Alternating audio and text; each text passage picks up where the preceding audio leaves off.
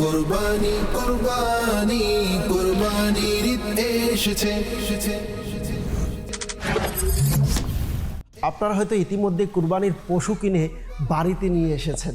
এখন সেই পশু সুরক্ষা নিশ্চিত করা আপনার জন্য অত্যন্ত জরুরি।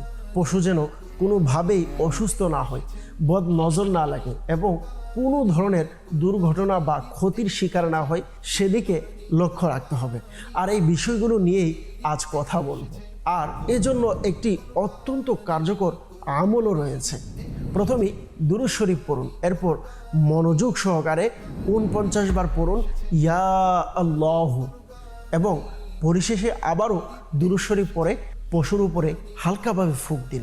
ইনশা আল্লাহুল কারীম এই আমলের বদৌলতে আপনার পশু অসুস্থতা থেকে মুক্ত থাকবে, যে কোনো দুর্ঘটনা থেকে নিরাপদ থাকবে এবং কোনো বদ নজর তাকে স্পর্শ করতে পারবে না। এর পাশাপাশি আরও একটি গুরুত্বপূর্ণ পরামর্শ হলো, পশু বাড়িতে আনার পর যত দ্রুত সম্ভব দাওয়াত ইসলামের রুহানি চিকিৎসা স্টলে যোগাযোগ করুন এবং পশুর সুরক্ষার জন্য তৈরিকৃত তাবিজ সংগ্রহ করুন। এই তাবিজটি আপনি পশুর গলা, শিং অথবা শরীরের যে কোনো উপযুক্ত স্থানে বেঁধে দিতে পারেন।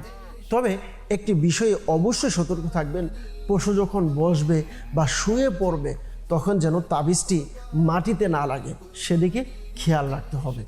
এই আমলগুলো নিয়মিত যত্ন সহকারে পালন করলে ইনশাআল্লাহুল কারীম আপনি, আপনার পরিবার, আপনার সম্পদ এবং আপনার কোরবানির পশু সকলেই আল্লাহ তাআলার বিশেষ হিফাজত সহ যে কোনো ধরনের অনিষ্ট থেকে মহান আল্লাহ আপনাদের রক্ষা করবেন।